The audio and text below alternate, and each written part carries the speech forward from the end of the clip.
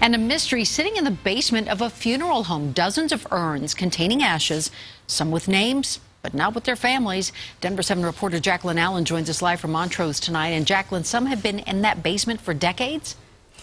These date back as far as 1947. It's an entire closet here in the basement. Let me show you what you're talking about.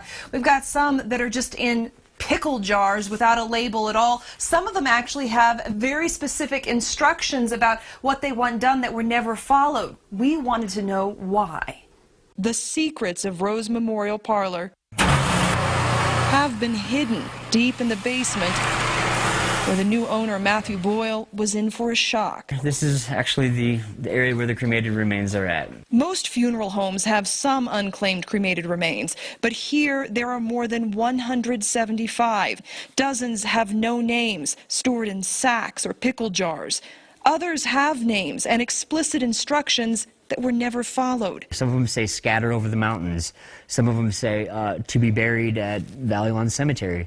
And that just was never done. So now relatives who thought their loved ones had been buried long ago are finding out the truth. Does this look bad for the funeral home industry? It does. I mean, it's a kind of a black eye on it. About a third of the ashes are from the 2 decades this man, former DA Frank Tucker, owned it. Frank Tucker was a very colorful person. Joe Coleman is the landlord. He says after Tucker, who was investigated for fraud, died, the funeral home went through other managers and owners.